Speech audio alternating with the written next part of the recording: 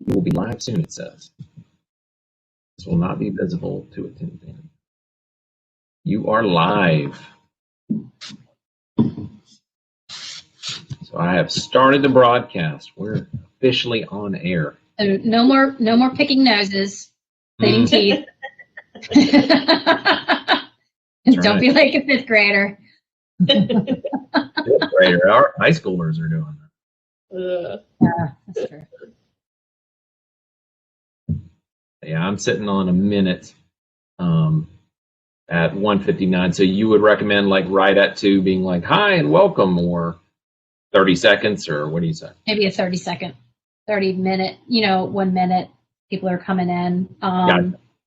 But because it will have a hard stop at your time, so just be aware. And if you need me to, I can put in a, hey, 15 minutes left in the chat. I should be able to, here, we're going to test this. You may have to prod us along. That would, yeah. I'm going to send a message that should just go to you, Gales. I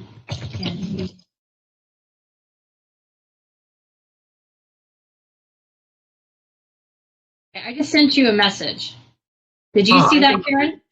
I did, yes. Okay. Interesting. I saw it on my desktop that has it open, but not on my. Oh, there it is. At Gales, can you see this, Karen? Yeah. Yeah, I was trying. You can do an @ and then you can target a person, but I wasn't sure if that was singular to that person or. Okay, never mind.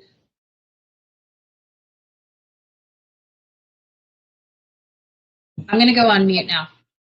Okay. Well, thank you. We'll know you're there. Do you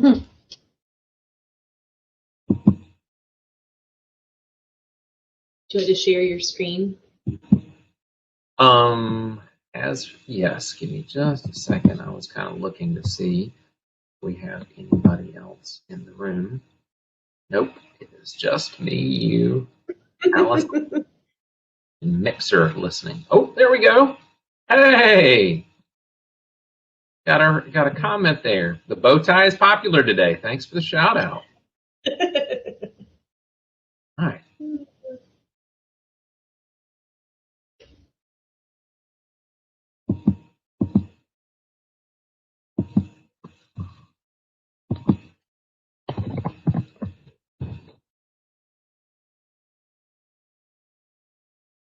I can go ahead and share the screen while you set up that poll. You had referenced that we have a poll, so we can know. I just put a little note in the chat over there, welcoming everyone for joining us today. Anybody that's joining us, if you wouldn't mind taking an opportunity to fill out the poll that we are trying out, that just gives us an idea of who all is in our session with us today, and who all we're talking to. And that can help us guide some of the conversations we have and examples that we use. So if you don't mind taking a minute to do that. I didn't. I had our PowerPoint queued up at the very end, so that technical difficulty is on me. But I have it as 2:02. So we will go ahead and get started. So good afternoon to everybody who is with us. We're so glad that you are joining us today for our session, Dealing with Angry Ducks, the Art of Diffusing Angry Parents, Having Positive Parent-School Conferences. So this is not just intended for classroom teachers, or it's really intended for all levels. It has applications in every role. A little bit about us, the presenters. My name is Gales Scroggs, and I'm presenting with my lovely wife, Karen Scroggs. We have been married for 15 years and together have a combined 30, maybe 30 plus years of experience in education in various roles. And you'll pick that up on our bios right now. I attended Winthrop University, where I received a degree in history with teacher certification and became a social studies teacher. I taught 1 year at a middle school in Lancaster, South Carolina, before coming home to Fort Mill High School, where I have been for the last 16 years in various roles as U.S. history teacher, assistant principal for curriculum and instruction, and the last 3 years as high school head principal. And this is the high school that Karen and I attended many, many years ago. So I've taught for 7.5 years and then was assistant principal for about 6.5 and have served as principal the last 3 or so. And I'll let Karen talk a little bit about herself. Yeah, thank you. So we did meet in high school, and we were lucky enough to get to work in the district that we went to school in. So that's a lot of fun. I went to college and got my degree in psychology and knew that I loved learning about people, why people behave the way they did, why we think the way we do. And I also loved school and really value the impact that schools, elementary all the way up, have on our lives and the impact that educators make in children's lives. So I kind of wanted to marry the two together. And so I ended up getting a degree in school counseling as well, and spent a good bit of time in school counseling and then moved into the administrative role. So I'm an assistant principal at Gold Hill Middle School in Fort Mill, South Carolina right now. And my middle school actually feeds my husband's high school. So it's fun to see all of our students starting out in 6th grade and then getting to follow them all the way along through 12th grade together. And we have 2 little boys who attend the conference with us when we went last year in Orlando and presented. And they were the best program distributors in the business, but obviously they had class today. So they had to be in their respective 3rd grade and 1st grade class. But you can see a picture of them there, Quinn and Boone, and they were awesome little helpers last year. So a little bit about Fort Mill High School, and I reference this because Fort Mill High School is the school where I began as a teacher, where Karen began as the 9th grade counselor. We had a wonderful 5-year experience where we were working together. And for some couples, that's not awesome, but for us, it was amazing and fantastic. The car ride to work was a party. The car ride from work was a party. We were student council sponsors together. It was the Scrog show, and we loved every minute of it. But that's where I've stayed. I have remained at Fort Mill High School, and in 2018, we were a U.S. Department of Education National Blue Ribbon School, and that's what brought my attention to Blue Ribbon Schools of Excellence. When we were identified as a National Blue Ribbon School, I was invited to attend the conference and really became very interested in what Blue Ribbon Schools of Excellence offers, specifically that you can find professional development that is tailored to high-achieving schools and schools like you with different struggles than maybe all things are. Please know that Fort Mill High School is currently going through the Blue Ribbon Schools of Excellence evaluation process. So we are working on that. We've had our visit, and we're hoping to be we can move forward and not just say we were a national Blue Ribbon. We're a national Blue Ribbon school, but also a Blue Ribbon School of Excellence. So a little bit about that school and really where we work. We work in a 17,000 student school district that is K-12. It is the smallest geographically in the state of South Carolina, but it is also the fastest growing in the state of South Carolina, located just outside of Charlotte, North Carolina, on the South Carolina-North Carolina border. We're just 16 miles away from Charlotte. There's about 21,000. I say 21,000. I think that's old numbers on the population. But we were a small town when Karen and I were growing up there, but we're very much a suburb of Charlotte right now. So the neat thing about my current job is I work at Fort Mill High School, and its main feeder is where my wife works at Gold Hill Middle School. So you want to hop into it. So that's a little bit about who we are and where we come from. But you might be asking yourself today about this whole Angry Ducks thing. So we'll let Karen talk about that. Yeah, so with my background in psychology and counseling, when we had our first child, we were at a bookstore, and I found this book, and I even have it here in my office. It's called Happy Hippo, Angry Duck, and it's a book about moods, and it really goes through all these fun little characters and talks about their moods. Are they happy? Are they sad? Are they angry? And, you know, we got to the very end of the book where it says, a difficult mood is not here to stay. Everyone's moods will change day to day, except for the duck, he's always this way and he's always angry. And so we got to talking about this book and kind of what that means and relationships to our jobs and what we do on a daily basis, and specifically interacting with other people. And, you know, if you think about it, you know, you have students come into your class on a daily basis, staff members around the building, and everybody's in a different mood, and that changes on a daily basis. We never know what type of mood somebody's going to be in, but that really impacts our relationship with them and how our conversations with one another go, whether they take a positive turn or whether they take a not so great turn. And so we ended up falling back on this angry duck and talking about that when we would talk about parents sometimes, and how sometimes we felt like no matter what we did, they were angry and you could never win.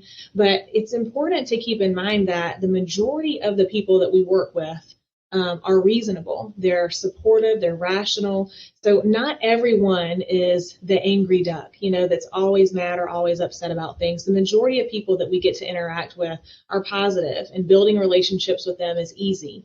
Collaborating is easy. It's the angry ducks that are angry no matter what, that it's hard to form some of those relationships. So what we wanted to talk about is, you know, how do we set the stage for a positive relationship? How do we fix relationships with our parents that are broken, you know, things that have been damaged? And really all the principles that we are going to talk about today and the strategies that we're going to talk about today can be applied to any relationship in our building. It can be applied teacher to student. It can be applied teacher to teacher, coworker to coworker, administration. It's really about how we get along with one another and building those supportive relationships and having difficult conversations along the way. Well, that kind of leads us to who are our angry ducks. And I know a lot of Blue Ribbon Schools of Excellence sessions are kind of tied to Disney, but we have this angry ducks theme long before we made the connection to Donald here. So silly as it sounds, the phrase angry ducks just really resonated with us. And like Karen said, we would start to, when we would debrief on our day, talk about the angry ducks that we've come across sometimes. And there are angry ducks in our everyday life. Consider the person who grouses at the hostess of a restaurant when the wait time is going to be 10 minutes for a table when it's Friday night on and they've got a party of 13 and they have to wait for an entire 10 minutes to be seated. Now, obviously, that's pre-COVID reference there. But we see these angry ducks all the time. They're the person who goes up to the guest services member at Target and just rants on the person that they won't take back their clearly broken item in a damaged box without a receipt that was also clearly purchased from another store. Or for a Disney reference here, they're that person that says, I drove all the way from Tuscaloosa to see fireworks and Tinkerbell, and I don't care if there's a pandemic. You better put her up on that zip line and make her fly. Those are your angry ducks, the people who are irrational with their responses, and we come across them every day. But knowing how to deal with them and knowing some rational detachment strategies of how do I separate myself from the anger that this person is presenting and not allowing them to cause us to rise in our own anger. Some helpful texts that we've come across with regards to doing this are these texts right here. The Crucial Conversations, Dealing with Difficult Parents and Parents in Difficult Situations, and Difficult Conversations, How to Discuss What Matters Most. All three are fantastic. The first two, Crucial Conversations and Dealing with Difficult Parents, those are written, specifically Dealing with Difficult Parents is written with education in mind. And the author on that, Todd Whitaker, if you have not fallen in love with his works, I don't know what's wrong with you, because he has just a very conversational, very easy style of writing. It's a great read when you just can read it in little snippets. If you're on the bus, or if you're at the beach, or you have a couple of minutes, you can read it, and it's a conversational. It's not a really heavy academic piece. Crucial Conversations certainly has a lot to offer, because it goes through lots of the strategies that you want to employ, and lots of the here's a real scenario, here's how we would respond, and the psychology behind it. Difficult Conversations, also a good book, not as easy to read, so I would certainly recommend those first two. But those are two things that Karen and I read and really had conversations about how well they apply to dealing with angry ducks. Yeah, I think about, the conversations that we have on a daily basis with our students in our classrooms and our coworkers. Pretty much every conversation you have has the opportunity to be crucial.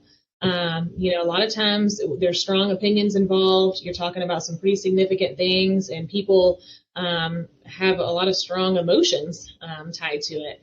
But what I think is so important is each conversation we have has the opportunity to really build a relationship and move forward and have a lot of growth, or it can destroy it and tear it down.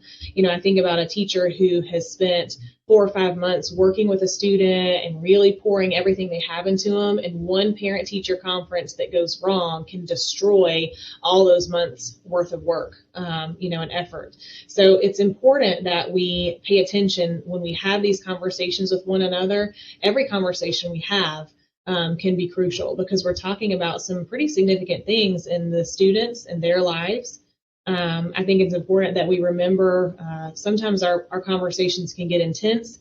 They feel like they're maybe getting out of hand, and especially when you're thinking of your conversations with parents, always remember that a lot of times the passion we see is simply because they're supporting their student, they're supporting their own child, and it can turn us a different way and make us feel frustrated, but you've got to remember where that passion is coming from. A lot of times it's coming out of a love for their own child. So we've got to remember every conversation we have, it has the ability to either make our life a lot better moving forward, or it can make it much more difficult. Think about a conversation or a parent conference that's gone terrible, and how awkward it feels to walk into class the next day with that student, knowing that you just had a terrible conversation with the mom. So it's important to keep that in mind when we have these talks with one another. Moving on to the next slide. When we have these conversations, there's really 3 ways they can go. We can either avoid the conversation. And when I think about avoiding a conversation, oops, I forgot to respond to that email the parent sent, or I'm just going to see the phone call coming in. I really do not want to talk to that parent right now, so I'm not going to answer it. Or even worse, when we know that we need to reach out, we know that our gut's telling us, hey, you need to call this parent, you need to talk to this person, and we choose not to because we know it's going to be uncomfortable. We get nervous feeling about it. That's avoiding it altogether. We can try to face them and then do not a great job at it. And that comes in ways where sometimes we respond to an email too fast. You get an email from a parent and we get angry and we feel like, well, they don't understand my side, and we type something real quick and send it back. And we didn't pay attention to how we might have come across in the email. Or we respond without being prepared, or we seem like we didn't even know there was an issue going on. That's handling it poorly. And the goal of today is to talk about how we can face these conversations and then handle them well. What are the strategies that we need to use? What are the things that we need to keep in mind so that we can approach the conversations with the right mindset, being prepared and handling it in the best way? Subtext is something that we find matters so much with diffusing our angry ducks. Really understanding the implicit messages, the unspoken things when we're talking about a matter that on the surface looks one way, but in reality has so many sub-conversations. Nearly all our difficult conversations are really 3 conversations in one. There's the what happened conversation, the feelings conversation, and the identity conversation.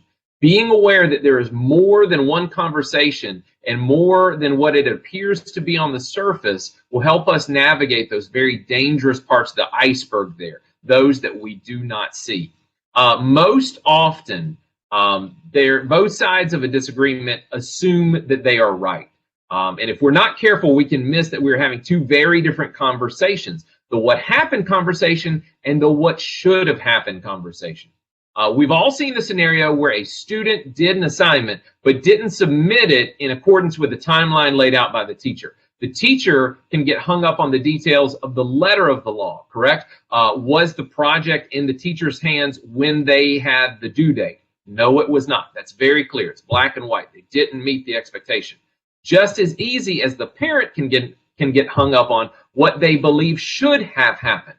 The work was done, and the parent is vouching for it, right? I saw my child do it. They left it at home on the counter. I drove like a mad person, was late for work, but I got it there as after first block. However, I don't think there should be a penalty.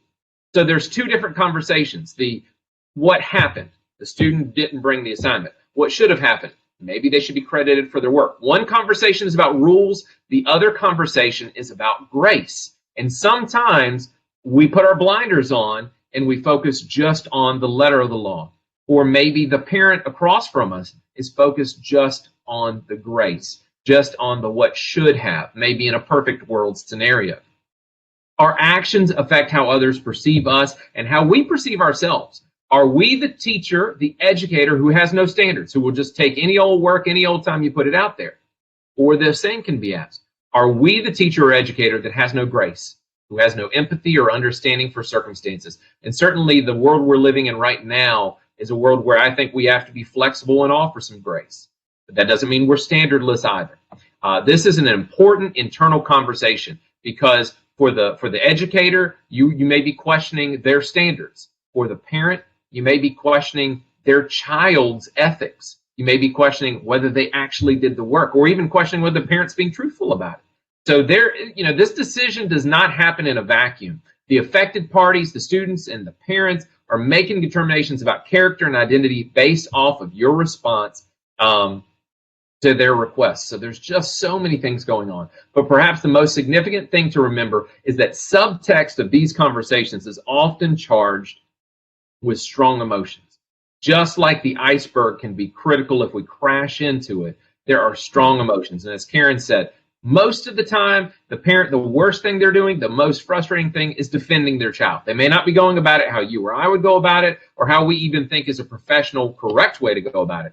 But most of the time, they're trying to defend their child. And if you contextualize it that way, sometimes you can remove a layer of emotion that's connected to it.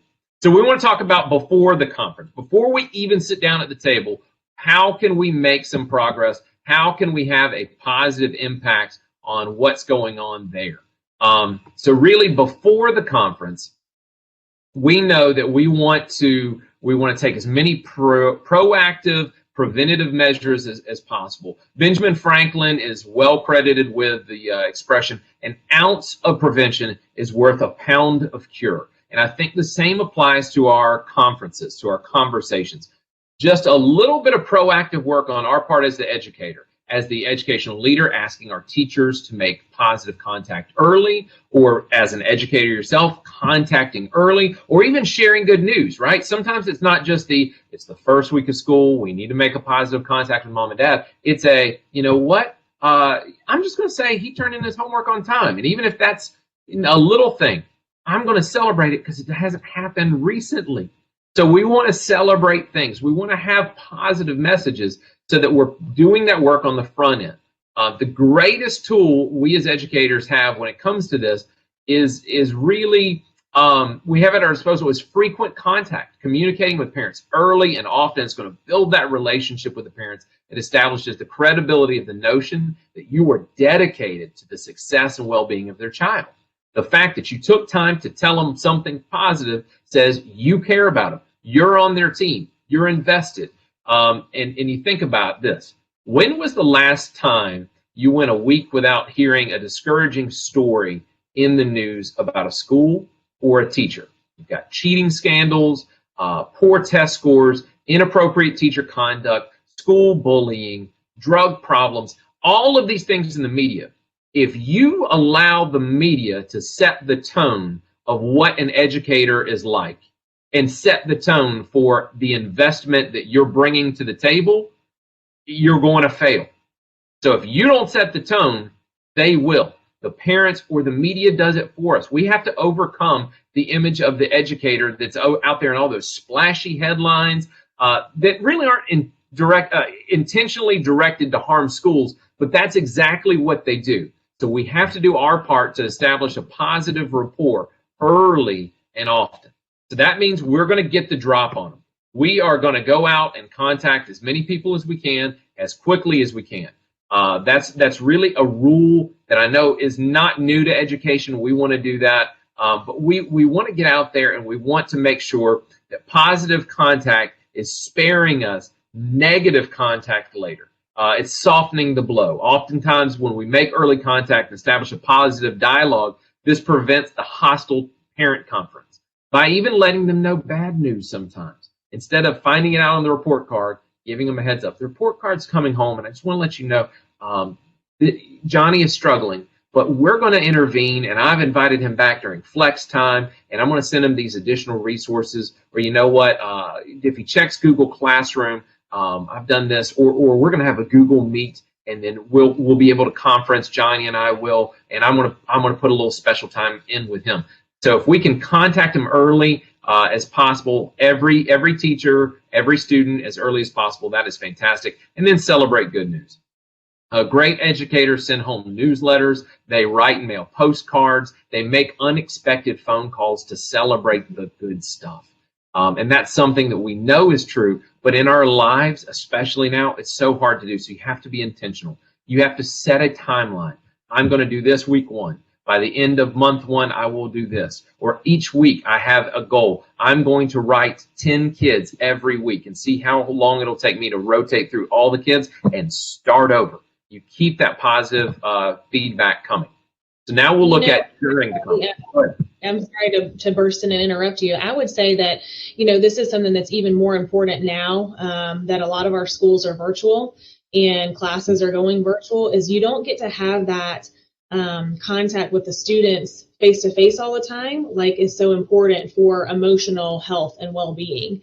And so even when you have people that are virtual or students are virtual or teaching virtually, that doesn't mean that we can't mail postcards home or that we can't pick up the phone and call to talk to the student or talk to the parent. You even build a better relationship with the student when you have compliments to say to the child.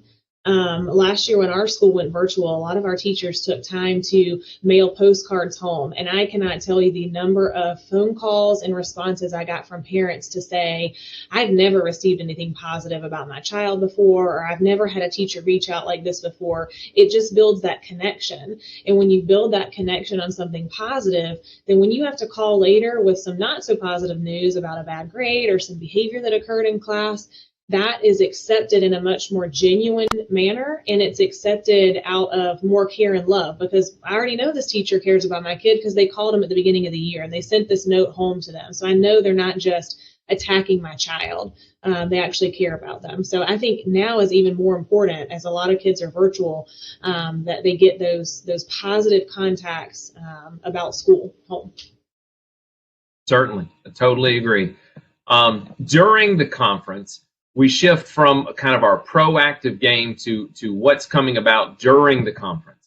I give us a couple of anchors here, some anchors to help us through the storm of a rough conference. So once we're in there and we realize we're not having the same conversation and we have to navigate those things that we talked about with the mindset, and we talked about our preparation. Sometimes maybe we didn't get to make the contact we wanted, and here we are. In a potentially, I'm going to say potentially, emphasize that word, potentially contentious setting. How do we navigate these choppy seas? Well, we throw out a couple of anchors. The first is we remember we put children first. That is our district motto, children first every day. One of the things that makes Fort Mill so special is that we have incredible buy-in on that mission. If you truly put children first as the horizon that you are chasing, you really can't go wrong. It's when we let things like our ego and we let things like frustration and the blame game come into play, that's really when we derail what's going on. So putting children first and remembering it's all about relationships. So much of our education is about relationships. Schools are just a microcosm of the world. Sometimes homes and families, we know it's really about those connections. And in our world, right now, the connections are all we have because we're not getting the same thing that we used to see. We don't greet our students face to face in an environment where you can shake their hand, give them a hug if they need a hug that day. It's a different world, so we have to be very intentional about our relationships. Intentionality is key.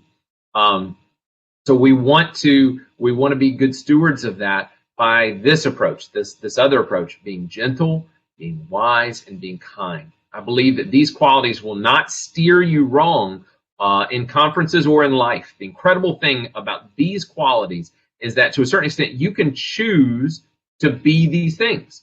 Gentleness, it is not a weakness. And that's the one thing we want to get across, that you can be in a meeting and you can be gentle. It doesn't mean being weak or meek. Rather, it is great strength under control. When we know I have a fact that I can drop like a bomb, I don't if I think it's going to derail the conference. I will ease that information in. I will be gentle. I may have harsh criticism for the effort that Johnny's putting forward, but I realize that's counterproductive to my goal. I will be gentle. I will steer in the right direction instead of hammer in the right direction. Wisdom is making that right choice when it's not the easy one, right? Sometimes putting that ego aside and focusing on the most important message that I want to get across. And then kindness is just living that golden rule, doing to others as you'd have them do unto you.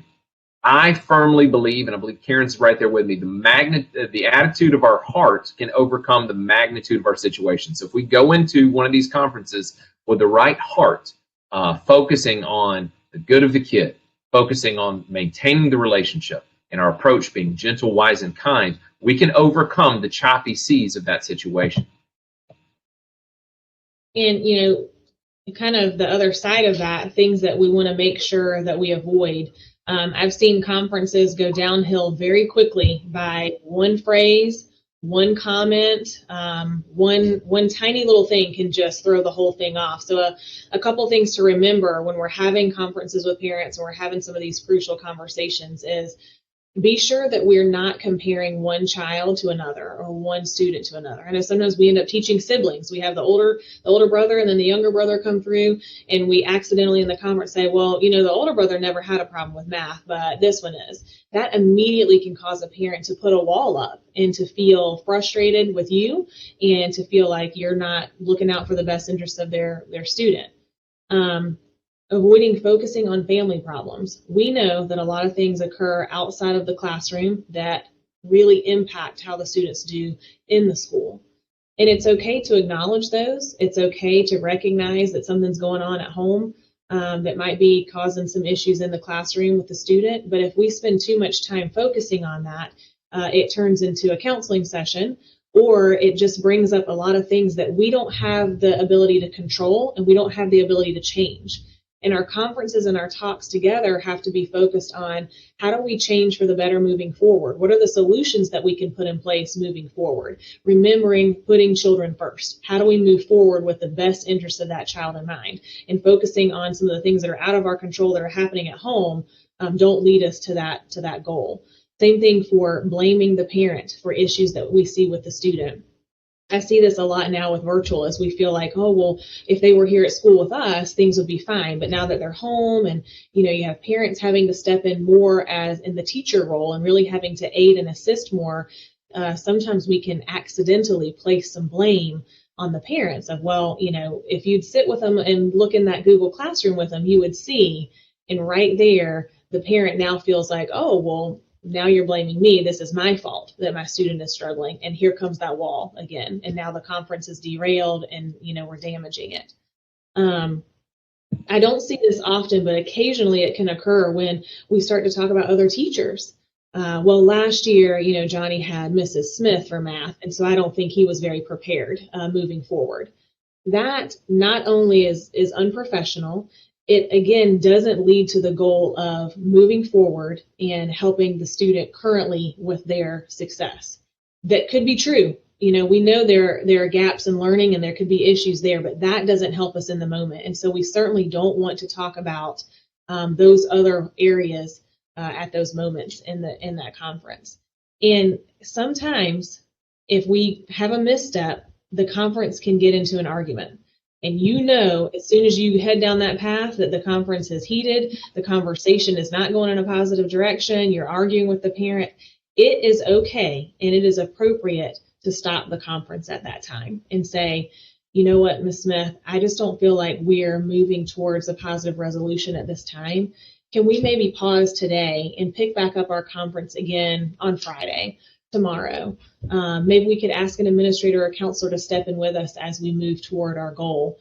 it's okay to stop the conference. Sometimes it's not recoverable in that moment because heated, emotions, feelings are really up there, and it's hard to regain control. So it's okay to say, I don't think our conversation's productive right now. Let's see if we can pick this back up at another time and help the student achieve success. That's okay to do that. Don't feel like you just have to sit there and continue arguing until it solves itself. It's okay to stop that and move on when it's not threatening, and when everybody can get cool and get their emotions under control again.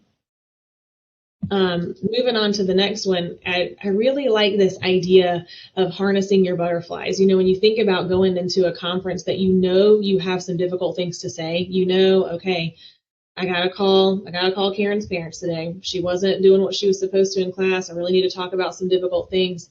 We get nervous and we talk about those butterflies in our tummy and how we get a little bit nervous. And I like the thought of harnessing your butterflies. You can't make them go away. You're not going to make the nervousness and the butterflies disappear.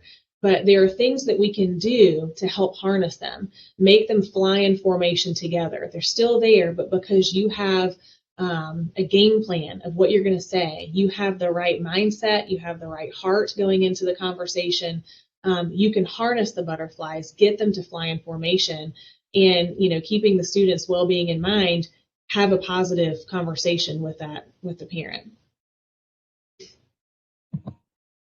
All right.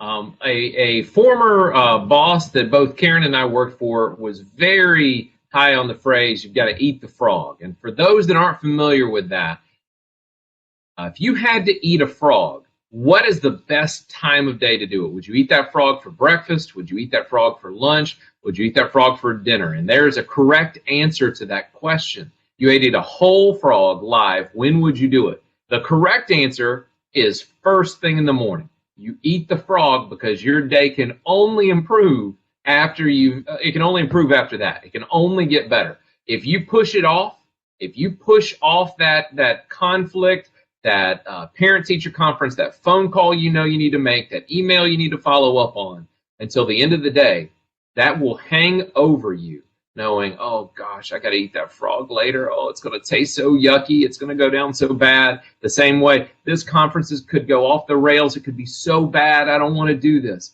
So the thing you've got to do is to just develop a penchant for doing it fast. Do it, rip off the Band-Aid, eat the frog early.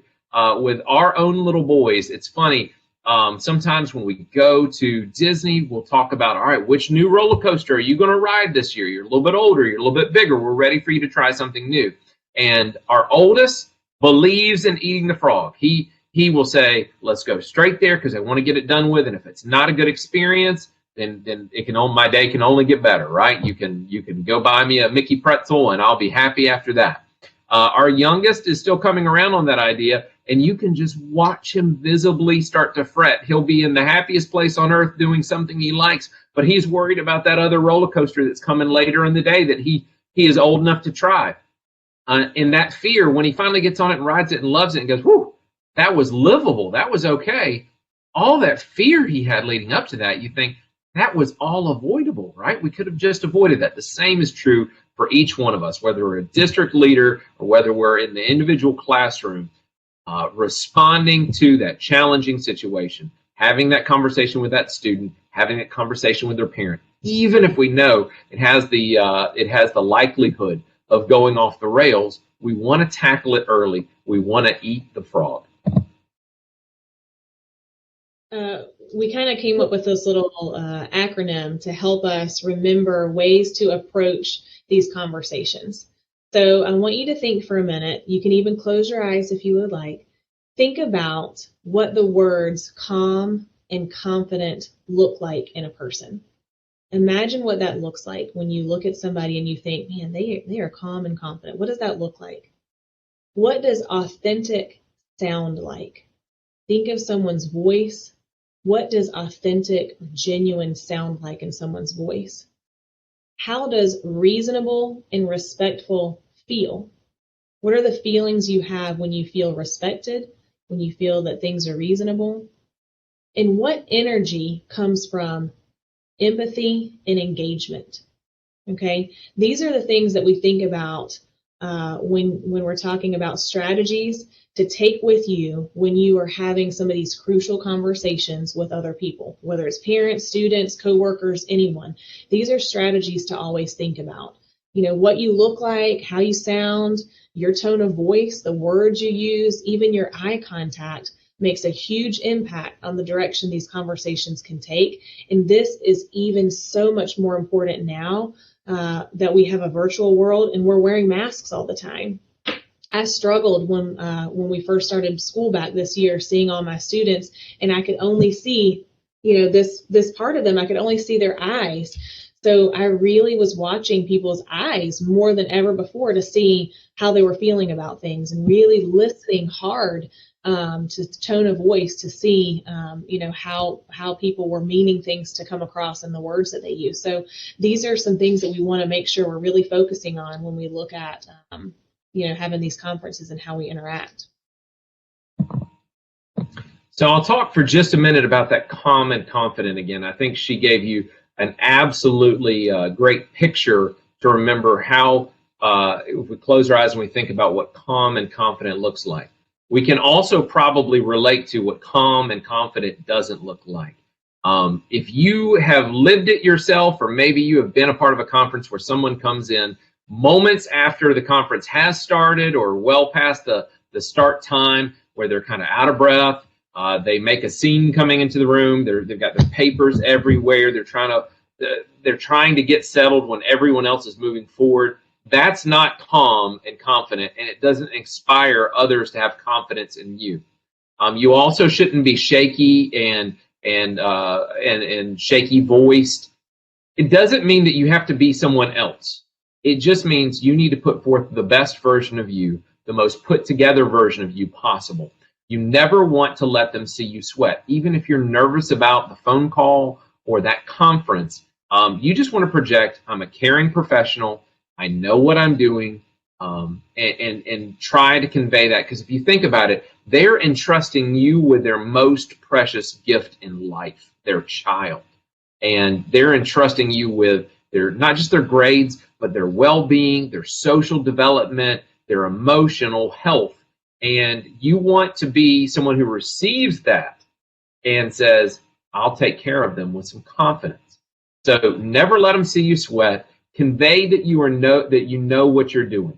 So be organized before the conference. Have your game plan. Have your materials there. Early is on time, right? And on time is late when it comes to these sort of scenarios. And then you always want to anchor that with humility. Confidence, not arrogance, right? It's okay to look in the mirror and say, I need to be the lion right now, but it's not okay to terrorize others at the table to show how confident you are. We want to project professionalism and someone that you can trust, not overbearing and demanding adherence to what we're presenting. So calm and confident. You know, one of the things that you've said before is, you know, skilled people are confident they have something to say, but also realize that others have valuable input. So remembering that you have things to say too, but you're also there to hear and listen to what others say. And looking at strategies to be calm and confident, calming your voice and your body. I think of the image of a duck who looks like they're gliding across the surface of the pond, but you know underneath their little feet are just a paddling. You don't see that above, but you know their little feet are moving. When we feel that way, our little feet are wiggling, we've got to calm our voice, calm our body. Speaking in quiet tones is a good way to help hide your nerves. It can also show some contrast to the angry parent. If you have an angry parent who's yelling and screaming and you continue to respond to them calmly, confidently, quiet tones, you're not reaching to their level. You're not getting aggressive. You're not screaming and yelling. That's only going to intensify it further. You've got to remain the calm person in the room with the calm tones. I think about sometimes we get fidgety. and we start clicking the pens, clicking pencils, we're, fidgeting with things on the desk, even just simply hiding your hands under a table. And I know now that we do a lot of virtual meetings, making sure that our hands aren't up here doing all these things, that, we have them down on the desk, and, we're sitting still and we're looking into the camera when we speak with parents in those virtual meetings. In the room together, we have our hands maybe under the table, so we're not looking like we're fidgeting or doing those things. Doing that can make it look like we're not paying attention. Or that we'd rather be somewhere else than there with them. Something else you could do is taking notes. That gives you something to do, and it allows you to write some things down that may help you moving on. If you learn the student doesn't like you to hover over them and see if they need help. Okay, I'll write this down. This Sally doesn't really like when I'm always around her seeing if she needs help. She'll ask me if she needs help. Just writing some of those little tips down that you learn in the conference, that can help calm your body as well. Don't position yourself as the opposition. And this one was a lot easier to do when we have those face-to-face in-person meetings. Think of those conference tables, how you would walk into a room and you have one person on one side, you've got the parent on the other side, and you sit on the other. You're opposite them in that type of situation. That automatically looks like it's me versus you. If you go into a conference or a meeting together and you have the ability to socially distance, sit on the same side with them, that shows we're on the same team. Even with no words being said, you're joining them on their side. And sometimes that alone can de-escalate a situation when you're just physically looking like you're on the same side as the other person. And we talked about this a little bit before about your eyes and having sympathetic eyes. Eyes are very expressive, and I think we've seen that now that we wear masks a lot when we're out, but your eyes can really convey a tone when we don't even realize it. So just having some genuine concern, genuine interest, making eye contact, those things can really help maintain that positive tone and a tone of care, and concern for the student.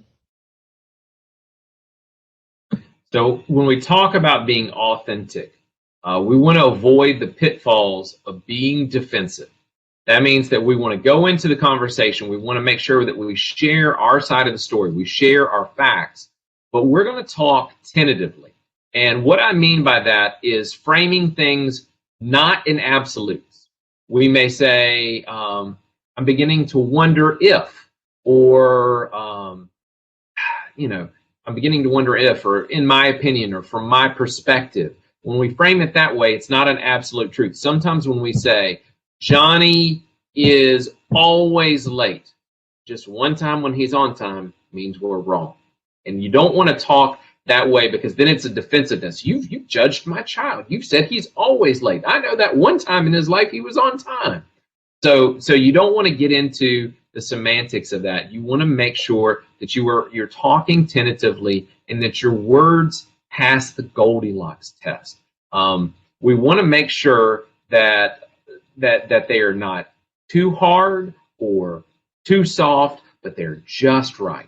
That's what we're looking for, because sometimes with our words, why I tell you to talk tentatively, we may get something else. We're sharing our facts, but the parent may bring that missing piece of the puzzle that we didn't know to the table, and we might have to eat those words later. And we want to make sure they're not too hot or too cold when they come back towards us, when they bring that extra piece of, he didn't turn that assignment in because we were in the hospital all night. This family member had an unexpected illness, and I've got the paperwork right here to prove that's exactly where we were.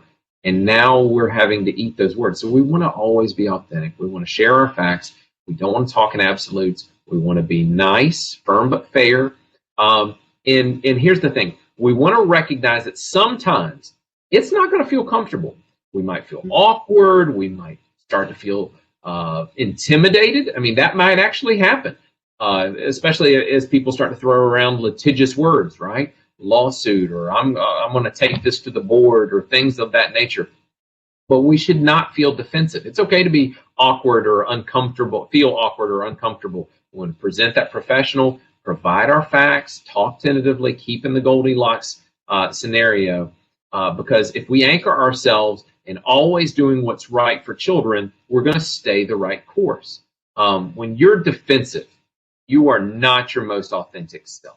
When you are in self-preservation mode, you cannot devote yourself to doing what's best for the kid if you were trying to just deflect and keep yourself from being labeled a bad person. One of the best tools in your tool bag is an apology. If an apology is in order, then that's exactly what you should do. Whether it's preceded by an apology or not, there's a built-in reset button that we can all use. You can refocus almost any conference with the words, so what we really need to focus on is how to make things better moving forward, right? So we can apologize, and then we can hit that reset button and say, moving forward, I wish I had a magic wand that could take away everything that's happened. But since I can't, we want to focus on improvement moving forward. And when we feel it going off the rails again, you say, I understand that. I really wish that wasn't the case. But moving forward, how are we going to help? Those words, moving forward, you can be a broken record on that. You don't want to be dismissive of the other person's feelings, but you always want to use that to steer back on course with that. So again, apologize if an apology is in order, and don't be hung up. It's okay to be humble. That's part of that gentleness and wisdom, is knowing the right time to say, yeah, maybe I came off harsh because I didn't know that they were in the hospital. Maybe I came off as letter of the law on that, but I have to because this is the most important grade, and I'm really trying to teach them this piece. Apologize when an apology is the right course of action. All right. So we'll talk about one of the most fun examples of what respectful and reasonable should look like. Phil Wellman is a case study in this. If you don't know, he is a minor league manager for baseball. He has 862 wins as a manager, so just a fantastic win record there. He has a league championship to his name. He was once named Manager of the Year. He has been a part of 3,300 games, and over the course of that 3,300 game career, he has impacted hundreds of players, if not thousands of players. So when we talk about reasonable and respectable, and Phil Wellman being a case study, it's not in a good way. He is best known not for the 862 wins or his league championship or his Manager of the Year or the 3,000 games or all that legacy of those people he's impacted.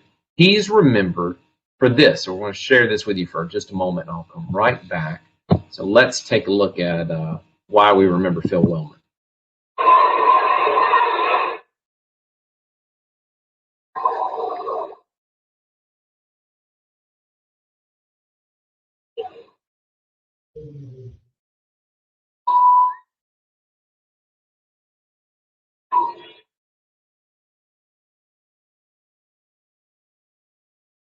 So he certainly shared his facts there, but I believe his message was lost due to the authenticity and not being reasonable.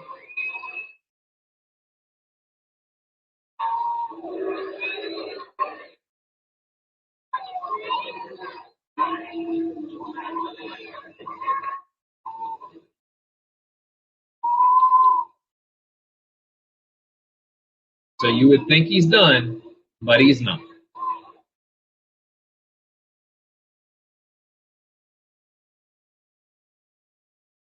That's Phil Wellman stealing third base and walking off with it after an ejection from the game.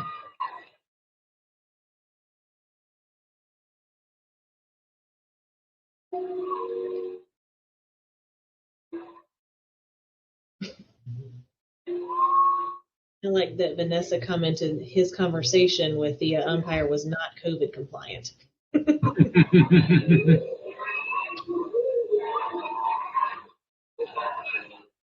And that right there is what people remember about Phil Wellman.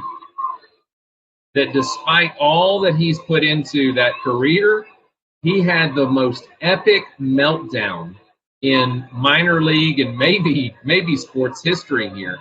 And yet he is still not done for the night, because throwing third base into center field was not enough. He's going to take second base out with him and third base as he walks out. And this was in front of a crowd of thousands. And look at that player, smiling, cool and collected. And there's our angry duck, Phil Wellman. So respectful and reasonable. We never want to argue with difficult people. Those angry ducks in our lives, we don't want to argue with them because they've got a lot more practice at it than us.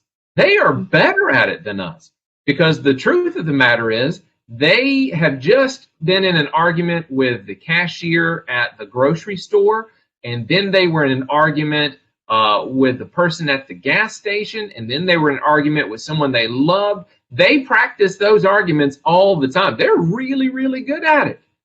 So don't be suckered into meeting their level of frustration, their level of anger, by allowing your level of anger to rise. So don't argue with difficult people. It's hard to do sometimes, right? We're human, but when that rational, reasonable part of ourselves speaks, listen to it to say, stay calm, cool, and collected, right? Calm and confident. Respect them even when they are unrespectable. And that's exactly what we saw here. You did not see the umpire pushing or shoving or demonstrative actions with his hands. Once he said, you're out, he stood there cool and collected, maybe more than we could have been in the face of such a huge meltdown. But that's what we want to be. We want to be the umpire. We don't want to be the guy who's having the meltdown being tossed. And then when they become furious, we need to become curious. Why? Why was that the response that parent brought to today's meeting? When I simply said, he hasn't turned this assignment in, but I'm going to give him a few more days, and they lost it. And they got loud. Why was that? Why did they jump straight to anger? Why did that happen? You have to get curious as to their why and know what's driving that. Because again, there are two conversations. There's that factual what happened, and then the what should have happened. And you don't know what they're bringing to the table with that other conversation. So we have to try and be the umpire, respectful and reasonable. I think back to the iceberg picture when you talk about being curious about why someone is upset. We often only see the very tip of the iceberg. We don't know what all is going on underneath there as to why somebody jumped to being angry at us. We get blindsided by emails all the time, phone calls from parents all the time, and we're not always sure, oh my gosh, where did this even come from? So I think keeping in mind that there's a lot of stuff going on under there, think about that. Instead of getting mad, let's think about what it is that they're doing and what they're going through that's causing it. My favorite method of dealing with difficult conversations is the sandwich method. I more often refer to it as the hug, punch, hug method, but I find that this works and is so effective, especially in email communications as well. What this refers to is sandwiching difficult information with good, positive information. So when you start out an email or a conversation with, I so enjoy having Johnny in class. He is so smart. He raises his hand and participates every day. I just really like having him here. But sometimes Johnny is really struggling with turning his work in on time. And then you talk about the difficult thing, and then you end it with, I know that when he does, puts in some extra effort, when we meet together during lunches or during that flex time, we're going to see his grades improve. When you sandwich the difficult material with positive things, it has a much better impact and effect for the parents. I know we're starting to run out of some time here, so I'm going to move on a little bit quickly. When you have some of these meetings, what we talk about here with the show and don't tell, provide specific examples of work. Just like we said, be on time to the meeting, be prepared. This includes bringing materials to show. So don't just walk into a meeting and you're there to talk about low grades and you have no grades to show for it. You have no proof of it. So make sure you're bringing information and you're bringing examples of work, and you're not using broad labels and generalizations to describe the child. Don't say, what, Sally just has an anger problem. She comes into class mad every day. That's definitely going to set off the parent and not lead to those positive conversations and the support later on. Enlisting the parent's support. We talked about this kind of in the beginning, where we're asking you to reach out to the parents ahead of time in advance. Having those positive emails home and the positive phone calls That starts the good relationship, and then asking them to help you. Even saying something like, you know, Johnny's really struggling. What can we do to help improve his grades? What can we do to help see some success? That makes it a team effort instead of a you need to do this as the parent and you should be asking Johnny to do these things. What can we do? Even saying, what can I do? You know, what can I as the administrator do? What can I as the teacher do that you feel like would be helpful? Shows it's a team effort. It's not, you know, us versus each other, but it's a team effort. And I always go back to this, do not email when a phone call will do. You know, you can hear tone of voice so much easier in a phone call than you can than in an email. A lot of things are misinterpreted in our emails than when we pick up the phone. Even nowadays, a Google Meet or a Zoom is better than even a phone call because you can see those facial expressions better. So using those tools there to help those conversations. Mm-hmm. We're in the waning moment, so I'll move a little bit quicker here, but sometimes that empathetic and engaged piece is just being heard. Sometimes that parent doesn't have the parent support of a two-parent family or a peer group or a professional outlet to voice their frustration. Sometimes they just want to be heard. So applying a little social first aid of caring and showing some grace in the moment is very, very important. Letting them know, I'm here, I'm listening. After the conference, follow through is make or break. You must deliver on the promises you make. Actions are going to speak so much more louder than words because you got to stay committed. You got to be loyal to what you say. If you say, I'm going to meet with the child, you have to meet with the child. I'm going to call you, you have to call them. It's about importance. It conveys whether that child or that family is important to you. So how do we turn our angry ducks into happy hippos? Preventative care early and often, respond with that care method, and we follow through. We follow up on these things. Here's our contact information, and we have some references for you, but most of all, we want to say thanks for coming. We're so glad that you spent this time with us. We hope that there was something that engaged you, made you smile, or helped you remember something that will be helpful in these conferences. We're happy to answer any questions or contact you if you would like. But thank you again so much for joining us.